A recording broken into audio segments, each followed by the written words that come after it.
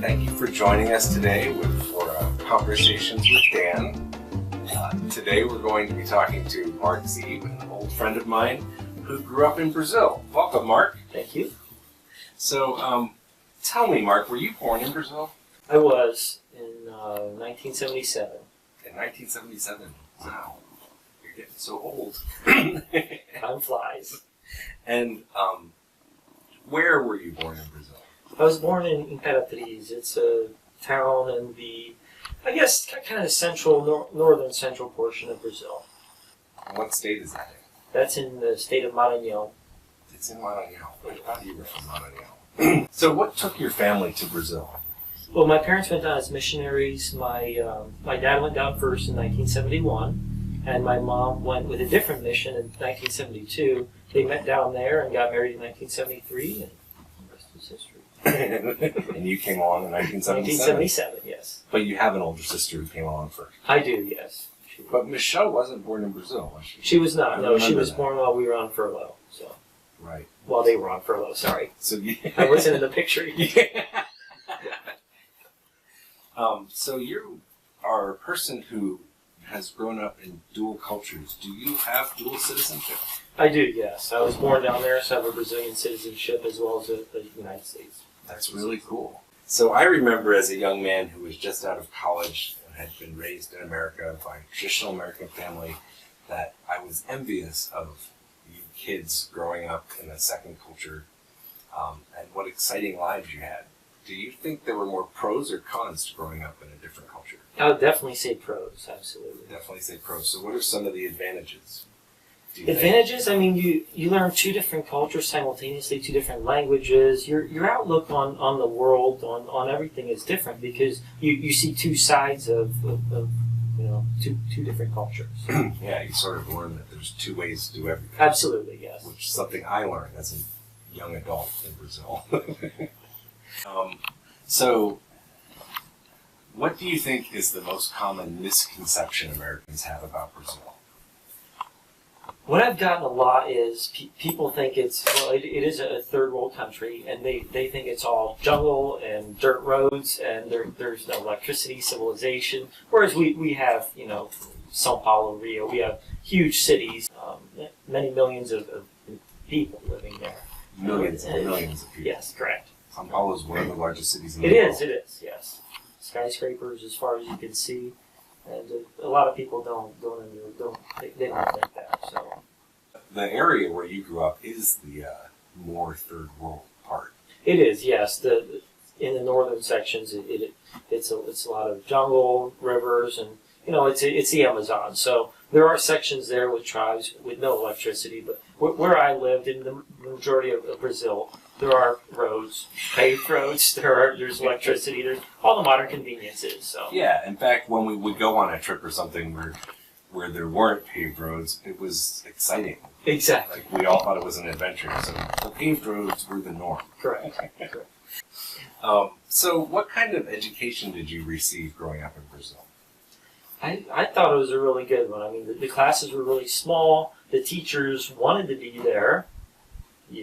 And, no, I would certainly recommend it. I mean, it was college prep basically. So I mean, the classes were hard, and the teachers taught them and taught them well, and failure wasn't really an option there. I mean, if you weren't doing well in a class, the teacher would hold you back, and in the evenings and I spent some time with Miss Dickens working on certain things here and there, but at the end of the day, yes, it was. Yeah, Miss Dickens was quite a teacher. She made brilliant. Sure that you got it. She was smart. Brilliant. Actually, we called her Miss Dickens. She had a PhD. She'd been calling her Dr. Dickens. We should have, yes. But you didn't go to AVA at the beginning. At the beginning, I did not. No, I was homeschooled. Yes, for the first 3 years, and then the first 2 years, and then for my third grade year, I was in the United States in New Jersey at Blackwood Elementary, and then I came back, and my fourth grade year was the first year at AVA, where I ended up graduating from. So I didn't realize you'd been to AVA from fourth all the way through, except for when you came back to the States. So you never attended Brazilian school? I did not, no.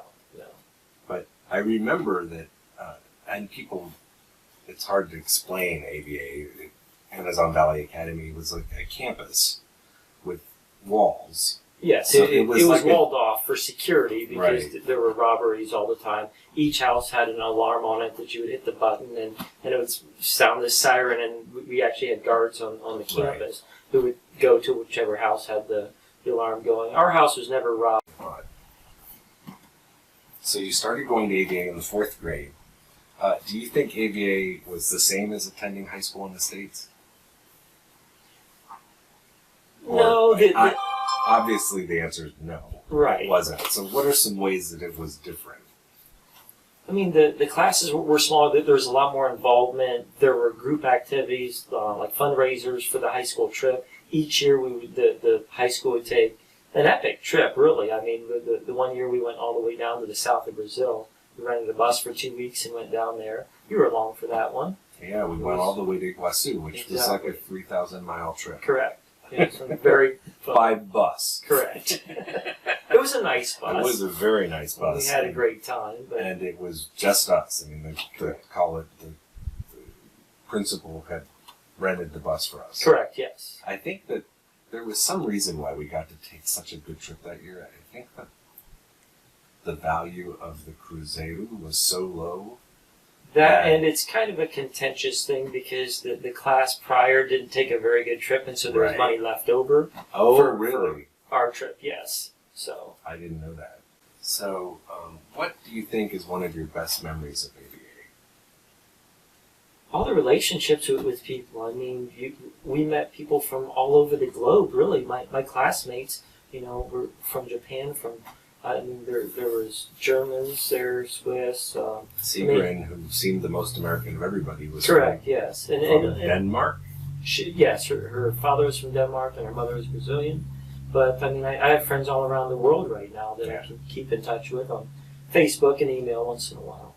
Yeah, it was a really unique experience to get to go to school. It was a melting like pot of cultures, really, Right. on the school campus. We were in Brazil, and yet it was a melting pot of all these other cultures together. It was either missionary kids or what we called business kids who were children of expats living in Correct. Penang. Yes.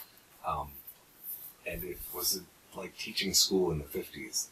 We didn't have any problems, like maybe Right. somebody chewing gum when they weren't supposed to. Correct. And There weren't issues with drugs and alcohol. all of the parents were very involved in their kids' Absolutely, lives. yes. It It was probably easy as a teacher, I'm guessing. It was my first teaching job, so I couldn't have had an easier teaching job or more fun. So, how old were you when you returned to the States? I was 18 when I came back. What was the hardest adjustment you had to make when you returned to the States? Well, my parents were still down there, so communication with them, we didn't have Skype, we didn't have, email, I would email them every once in a while, but just losing that, the connection with my parents. Yes. And you came back to the States in '96, right? I did.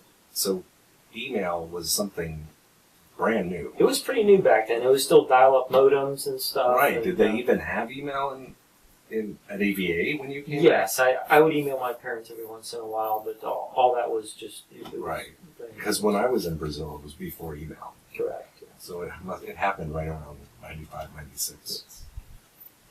Yes. And what do you miss most about living in Brazil?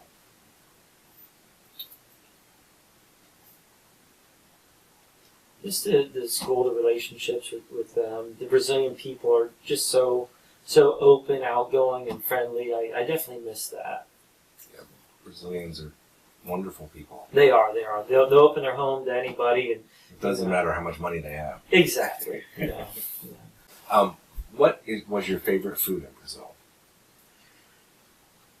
The Brazilian steakhouses, the churrascarias, those are fantastic. They've started to catch on here, and they're very popular. But it's an all-you-can-eat steakhouse. There's a fabulous salad bar with anything you can imagine. It's Brazilian food. It's amazing food. Yeah, you and I have been to a couple of them in the States. We have, went to yes. one in Dallas, Fogo de Chão, right? That was fantastic. That's one of the best. That was the best one But- that I've been to in the United States. Remember when when you were a teenager and I was living in Brazil, you could eat at the churrascaria for about $5. Exactly. All you could eat meat.